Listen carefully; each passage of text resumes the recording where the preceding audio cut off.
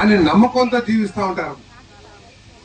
అటువంటి పేదలకు కట్టే ఇళ్ళని ఎంత నిర్లక్ష్యంతో కేవలం ఇది దోపిడీ చేయడానికి ఒక పథకంగా భావించారు తప్పితే ఇది పేదవాళ్ళు 10 కాలాల పాటు నివసించాల్సిన ఇల్లు.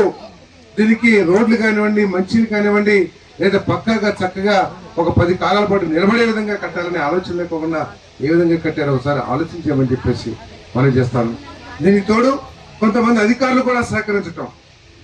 నేను ఇందాక ఒక గ్రామంలో చూసాం, ఎస్టీలకి డబ్బులు వేసి ఒక్క ఇటుకు కూడా అక్కడ పెట్టుకోకుండా బేస్మెంట్ కట్టేసినట్టు ఒక రికార్డు సృష్టించి ఒక 50,000 60,000 వాళ్ళ అకౌంట్లో వేసేసి ఆ అకౌంట్లో డబ్బులన్నీ కూడా ఎవరో కొంతమంది వ్యక్తులు తీసేసుకుని పోవటం ఎంత నీచమో ఒకసారి ఆలోచించామని చెప్పేసి మనం చేస్తున్నాం. ఈ విధంగా ఈ హౌసింగ్ కార్యక్రమాన్ని, ఇళ్ల స్థలాల కార్యక్రమాన్ని కూడా పూర్తిగా అవినీతిమయం చేసేసి పేదల పొట్టగొట్టారని చెప్పడంలో ఎటువంటి సందేహం కూడా లేదని చెప్పేసి మనం చేస్తాను. తప్పకోకుండా వీళ్ళందరికీ న్యాయం చేయడానికి ముఖ్యమంత్రి గారు ఒకటే చెప్పారు, అర్హత ఉన్న ప్రతి పేదవాడికి కూడా మనం చక్కగా ఇల్లు నిర్మించి ఇవ్వాలి, ఎటువంటి అవినీతి లేకోకుండా. ఇప్పుడు దాకా కట్టిన ఇళ్ల మీద ఎంక్వైరీ వేయండి, టెక్నికల్గా అది కరెక్ట్గా కట్టారా లేదా, సిమెంట్ కరెక్ట్గా వాడారా లేదా అన్నీ కూడా చూడండి అని చెప్పేసి ఇప్పటికే ఎంక్వైరీ చేయడం జరిగింది. రాష్ట్రం మొత్తం మీద కూడా జరుగుతూ ఉంది. మరి మన జిల్లా రిపోర్ట్ అయితే వచ్చేసింది. ఇప్పుడు ఏదైతే ఇల్లు కట్టారో ఇప్పుడు మన ముందున్న సమస్య ఏంటంటే అవినీతి జరిగింది, దోచేశారు, కడుపు నింపుకున్నారు, దాంట్లో ఎటువంటి సందేహం లేదు. కానీ ఇప్పుడు మనం ఏం చేయాలి? కొన్ని వేల మంది ఈ ఊర్లో నాకు తెలిసి దాదాపు 1142 ఇళ్ల స్థలాలు ఇచ్చారు. 902 మంది ఇల్లు నిర్మాణం మొదలుపెట్టారు. 2 రకాలుగా ఏంటి, వాళ్ళ ఇల్లు వాళ్ళే కట్టుకున్నారు 475 మంది.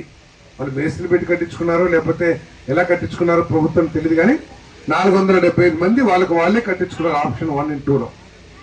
అదేవిధంగా 427 మంది ఆప్షన్ 3లో ఎవరికో థర్డ్ పార్టీకి ఇచ్చేసి వాళ్ళ ద్వారా నిర్మాణం చేయించుకున్నారని చెప్పేసి మనం చేస్తాం.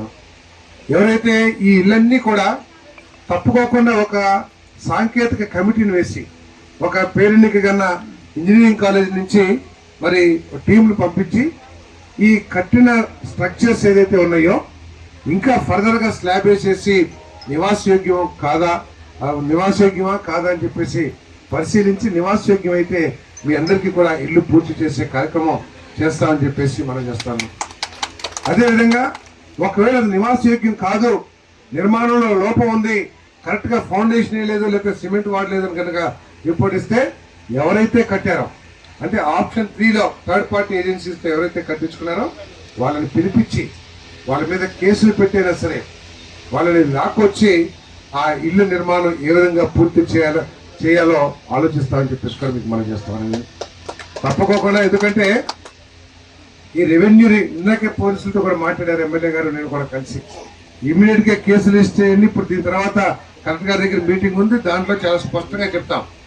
ఎవరైతే అవినీతికి పాల్పడి ఈ గృహ నిర్మాణాన్ని అబాసుపాలు చేశారో, పేదలకు అన్యాయం చేశారో వాళ్ళ మీద కేసులు రిజిస్టర్ చేసి వాళ్ళని తీసుకొచ్చి రెవెన్యూ రికవరీ యాక్ట్ ఏదైతే ఉందో వాళ్ళ ఆస్తుల నుంచి అయినా సరే అది కలెక్ట్ చేసి ప్రభుత్వానికి జమ చేసే చర్యలు తీసుకోమని చెప్పేసి చెప్తామని కూడా మనం చేస్తాం. అదేవిధంగా లేదు ముందుకొచ్చి సరే తప్పు జరిగిందండి అది కరెక్ట్ చేస్తాం, మేము చక్కగా టెక్నికల్గా మేము కడతాము, నిబంధనల ప్రకారం కడతామని చెప్పేసి ఒకవేళ ముందుకొచ్చి కంప్లీట్ చేస్తే వాళ్ళకి కంప్లీట్ చేయించి ఆ ఇల్లు మీకు అందుబాటులో తీసుకొస్తా అని చెప్పేసి కూడా ఈ సందర్భంగా తెలియజేస్తా ఉన్నాం.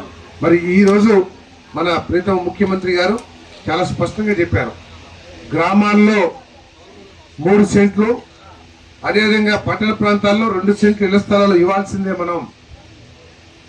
అదేవిధంగా గత ప్రభుత్వం 1,80,000 రూపాయలే ఒక యూనిట్ కాస్ట్ ఇస్తే మనం 2.5 లక్షల రూపాయలు, 1,50,000 కేంద్ర ప్రభుత్వానికి, 1,00,000 రూపాయలు మన రాష్ట్ర ప్రభుత్వాన్ని ఇచ్చి తర్వాత డ్వాక్రా మహిళలకి అదనంగా రుణ సౌకర్యం కల్పించడానికి మరి నిర్ణయించింది ప్రభుత్వం అని చెప్పేసి కూడా మనం చేస్తాను. ఏదైతే ఈ సగంలో మిగిలిపోయిన ఇల్లు ఉన్నాయో మన ఇందాక ఎమ్మెల్యే గారు చెప్పినట్లు మరి అదనంగా ఎస్సీ ఎస్టీ బీసీలకి 50,000 75,000 75,000 1,00,000 రూపాయలు అదనంగా కూడా ఇవ్వాలని చెప్పేసి ముఖ్యమంత్రి గారు నిర్ణయం తీసుకున్నారని చెప్పేసి మనం చేస్తాను. కొంతమంది మిత్రులు చెప్పారు నేరుగా అకౌంట్లు వేస్తున్నారని చెప్పేసి. ఇప్పుడు ఎండీ గారికి చెప్పాను నేను, ఏ నియోజకవర్గంలో అయినా సరే ఈ ఎస్సీ ఎస్టీ బీసీ ఏదైతే అదనంగా వస్తుందో అవి ఎమ్మెల్యేల ద్వారా ఎమ్మెల్యేల సమక్షంలో లబ్ధిదారుల సమక్షంలో నేరుగా ఇచ్చేటట్లు చర్యలు తీసుకోవాలని చెప్పేసి ఇప్పుడు ఎండీ గారికి చెప్పడం జరిగింది. తప్పకుండా ముఖ్యమంత్రి గారి దృష్టికి తీసుకెళ్లి వారి అనుమతి కూడా తీసుకుని అదే విధానం పాటిస్తామని చెప్పేసి కూడా ఈ సందర్భంగా నేను తెలియజేస్తామని అదేవిధంగా